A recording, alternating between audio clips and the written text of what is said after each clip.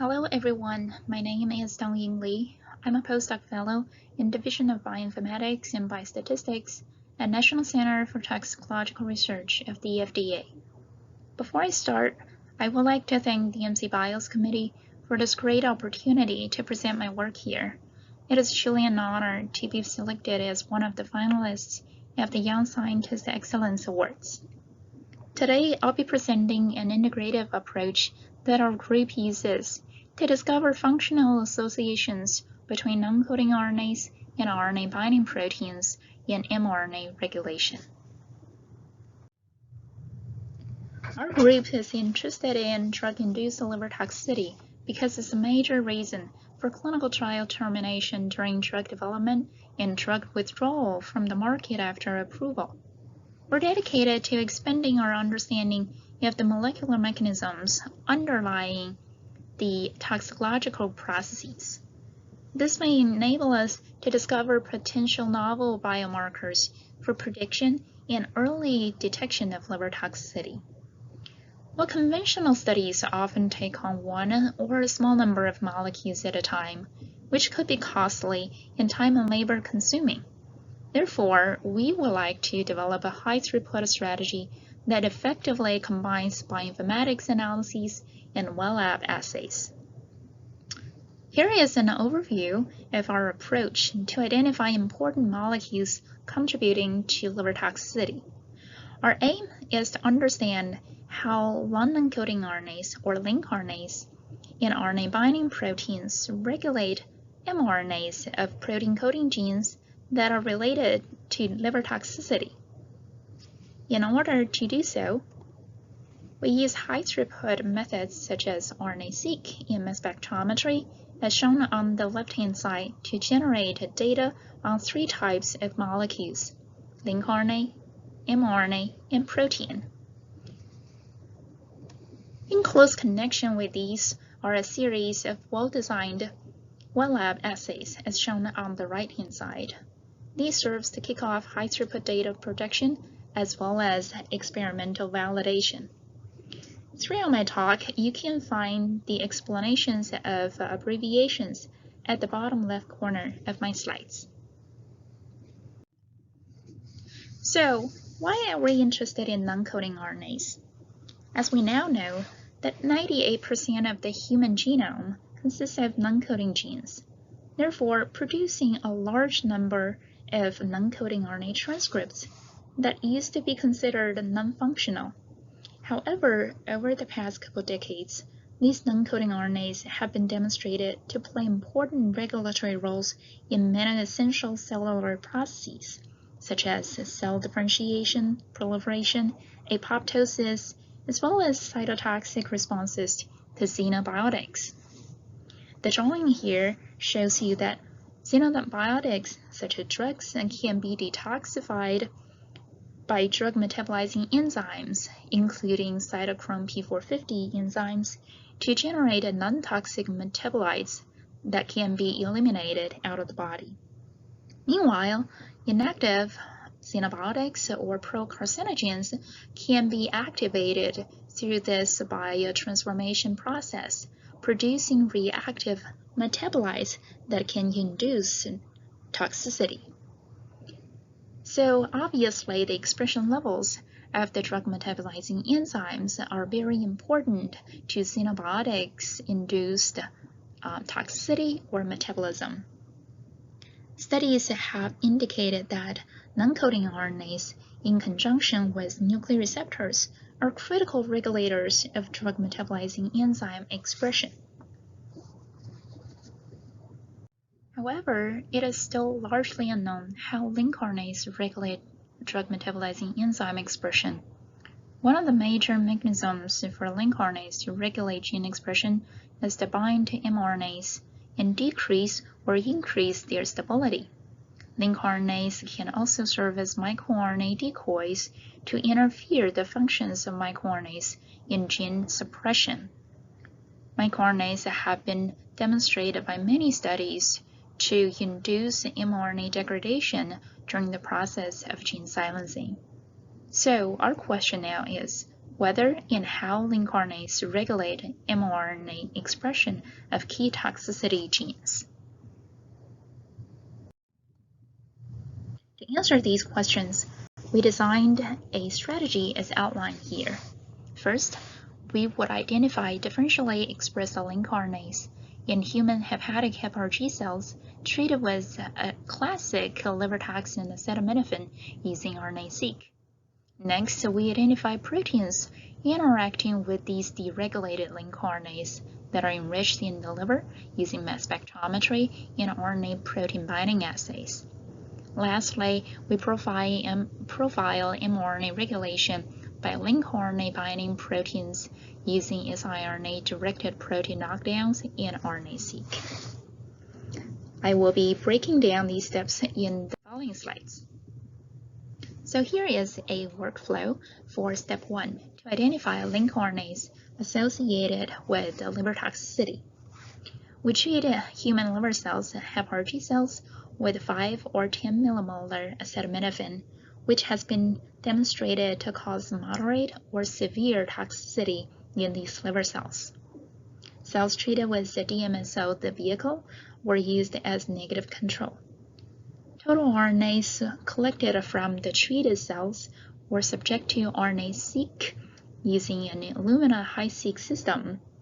Sequencing reads were then mapped to the GenCode human genome long non-coding RNA reference for IncRNA mapping. The generated IncRNA counts were then used for differential expression analysis, which gives rise to a list of deregulated IncRNAs with absolute fold change greater than 2 and p-value less than 0.05. This way, we can potentially identify IncRNAs associated with acetaminophen-induced liver toxicity. Here are the results from the flow of work that I just shown you in the last slide. The two volcano plots show IncRNAs detected by RNA-seq from cells treated with either 5 millimolar acetaminophen or 10 millimolar acetaminophen. Each dot represents a single IncRNA. The red ones represent the IncRNAs that are significantly upregulated, and the green ones significantly downregulated. As summarized on the right side, you can see a dose-dependent increase in numbers of up and downregulated IncRNAs, suggesting that the differential expression of IncRNAs are associated with APAP-induced liver toxicity. Now, studies have shown that IncRNAs often exert their regulatory functions by interacting with RNA-binding proteins. So, to functionally characterize IncRNAs, it is crucial to identify RNA-binding proteins that interact with these deregulated IncRNAs in response to liver toxicity. We have used 3 methods in association with each other. Here, computation prediction uses nucleotide sequences of IncRNAs and amino acid sequences of proteins to predict potential binding domains on these molecules. In the RNA pull-down assays, we tag our IncRNAs of interest with streptavidin and incubate these RNA probes with protein extracts from liver cells. The protein complex that bind to the RNA probes were then analyzed by mass spectrometry to identify the RNA-binding proteins and then validated by immunoblotting as shown here. In this case, we found that 2 hnRNP proteins were pulled down by this particular IncRNA, but not by the negative control, indicating that these hnRNPs interact specifically with this IncRNA. Through literature search, we found that these heterogeneous nuclear ribonucleoproteins are a large family of RNA-binding proteins that possess functional diversity while sharing structural features. They may influence many aspects of mRNA metabolism, including splicing, mRNA stabilization, as well as transcriptional and translational regulation. Specifically, hnRNP-Q has been implicated in splicing and translational regulation, while hnRNP-L involved in splicing and mRNA stability. hnRNPs have been implicated in liver diseases, but with only limited understanding in underlying mechanisms.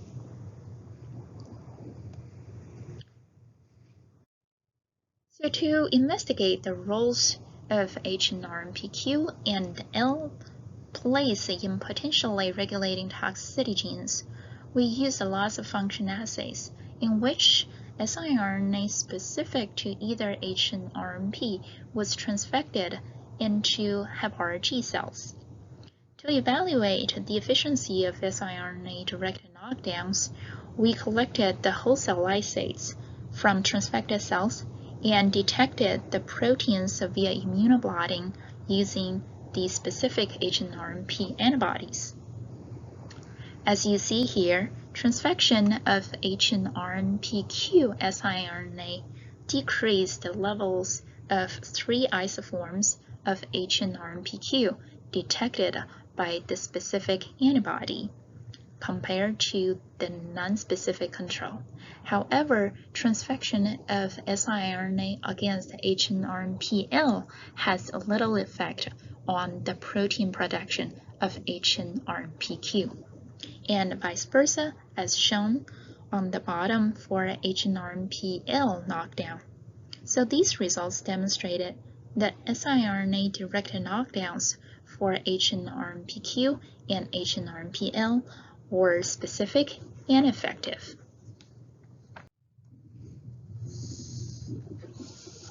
So using established protocol for siRNA knockdown, we collected a total RNA from siRNA transfected cells and performed the RNA-seq as well as splicing analysis to determine how knockdown of hnRNP-Q or L has affected the splicing efficiency of key toxicity genes mRNA.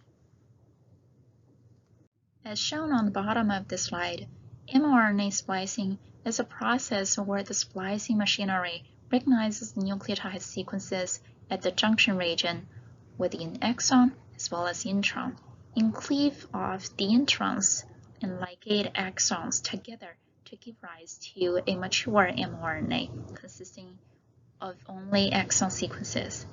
To evaluate the splicing efficiency, we calculated the intron-exon ratios using normalized counts of 3 nucleotide positions within the intron over those in the exon at a splicing junction.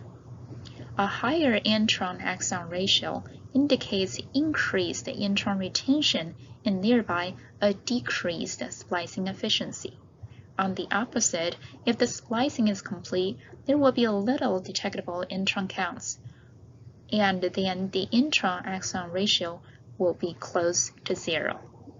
We also use the fold change of intron-exon ratios in cells with hnRNP-Q or L knockdown over negative controls to assess the effect of the knockdown on splicing efficiency.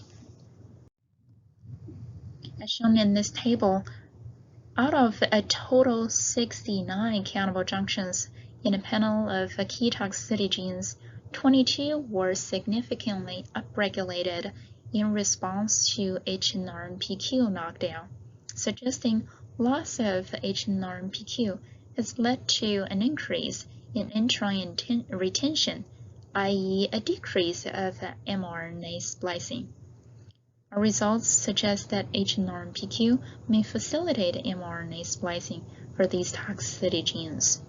Also, comparing the numbers between hnRNP-Q and hnRNP-L knockdowns, we found that hnRNP-Q appears to have greater influence on the mRNA splicing than hnRNP-L.